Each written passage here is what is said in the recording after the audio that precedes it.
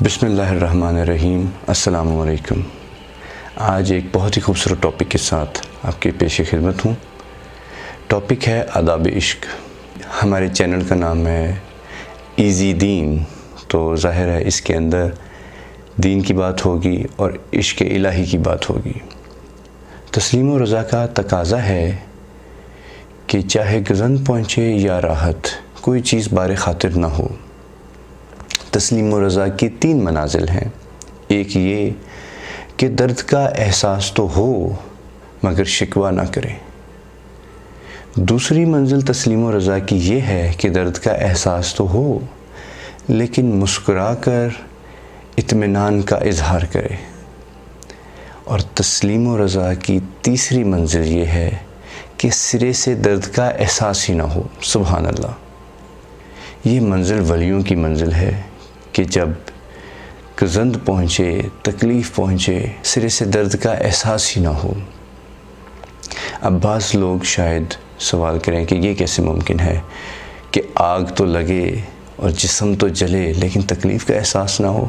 تو آئیے اس کے اوپر غور کریں۔ عشق و محبت کی واردات میں ایک معمولی سا واقعہ ہے کہ ایک سچا عاشق اپنے محبوب کے سامنے ایک برتن میں دعا کو جوش دے رہا تھا اور نظارہ جمال میں اس قدر محو تھا کہ اس کو اس بات کا احساس بھی نہ ہوا کہ برتن میں چمچے کی بجائے وہ اپنا ہاتھ ہلا رہا ہے، اور جب اسے متوجہ کیا گیا تب تک ہاتھ چل چکا تھا اور گوشت ہڈی کو چھوڑ چکا تھا۔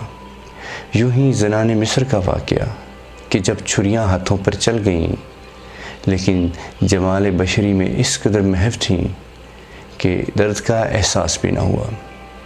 تو اگر عشق مجازی اور جمال بشری اس طرح حواس کو بے قابو کر سکتا ہے تو جمال سرمدی اور عشق حقیقی کس حد تک احساسات پر قابو پا سکتا ہے، اس کا اندازہ نہیں کیا جا سکتا۔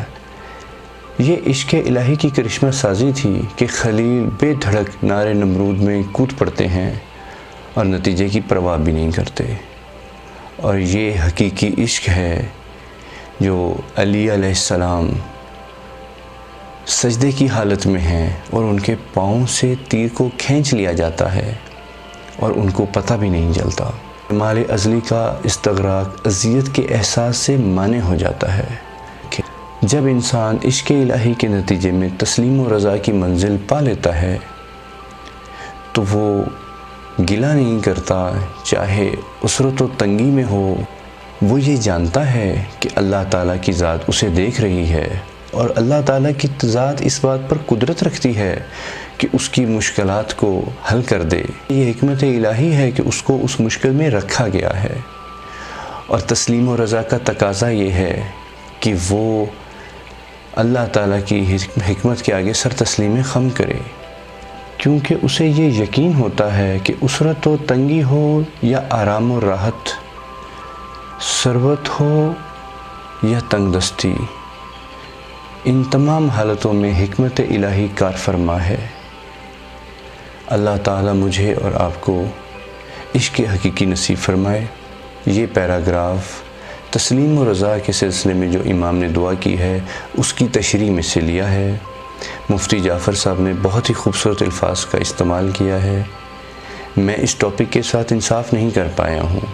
یقین کریں کہ اگر آپ صحیفہ سجادیہ کھولیں اور یہ دعا پڑھیں اور اس کی تشریح پڑھیں تو آپ مفتی جعفر صاحب کے لیے فاتحہ ضرور کہیں گے، اور آپ کے دل میں امام کا سچا عشق اور عشق الہی بھی پیدا ہوگا۔ دعاؤں میں احمد رضا کو یاد رکھیے گا۔ السلام علیکم۔